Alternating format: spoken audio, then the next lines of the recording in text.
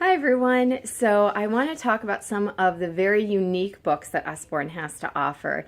These are some of the fan favorites, some of the things that people reach out for us to find, and really great gifts too. So if you're looking for something different as a gift that not anyone else is going to get them, these are some great go-to books. So first we have There's a Mouse About the House, and similarly, A Squirrel's Tale. So they have little creatures that go through the pages and help you read along. So we'll go in through the front, come out, and then there's a little dotted trail that goes from left to right to follow along how you read. I don't know about you guys, my children always, both of them, they'd pick up the book, and when they open the page, they always go to the right side first instead of the left. So this was a fun book. My daughter started playing with this at age 2.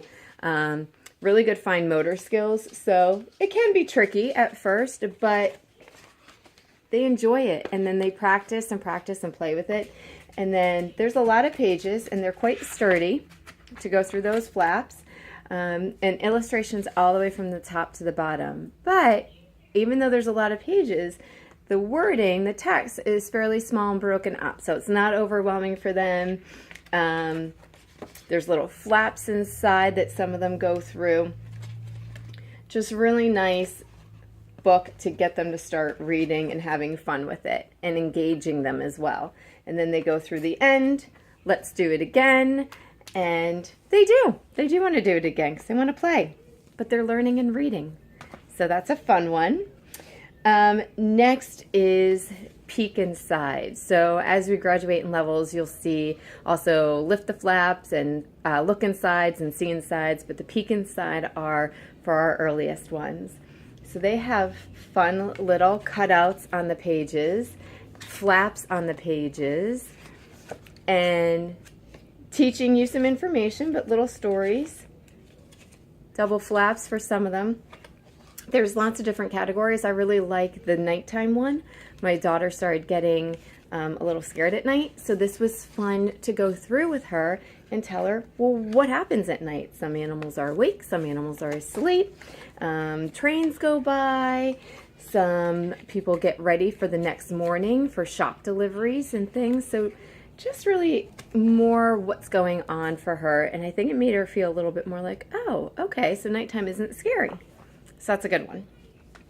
Along with the Peek Inside, different categories, we now have fairy tale ones. So there's Little Red Riding Hood, Beauty and the Beast, Cinderella, and these are newer for us. So again, you have the big cutouts, really, really pretty illustrations.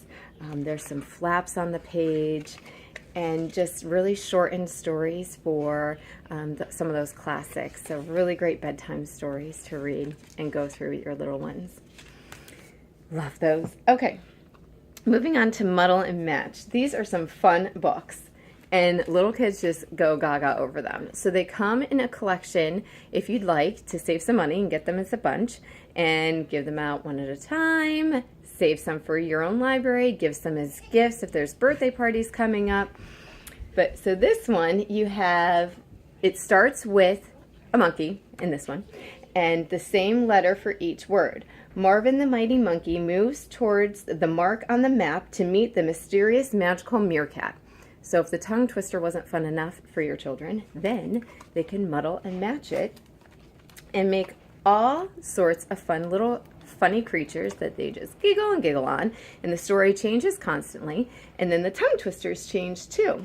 So Barbara the beautiful beetle charges to the checkered flag, paddling the precarious Pacific. So, I don't even know if I read that right.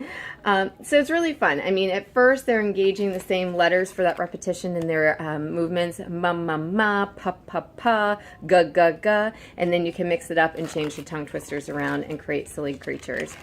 And it's fun for their little fingers. And they're more like a board book. So lots of use out of those. And again, check it out if you want to look at the collection so you can kind of share, especially if you have multiple kids in the house too. That's always good too.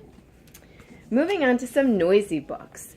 So these, there's also Noisy Robots, Noisy Zoo, a couple different ones. So Noisy Diggers, nice, bright, colorful pages. And when kids are starting to learn to talk, sometimes mimicking sounds is easier for them, like the zoo animals, or like these are trucks, dur, dur, dur, things like that. And then you can find the picture of the truck, so a little quick matching game, and then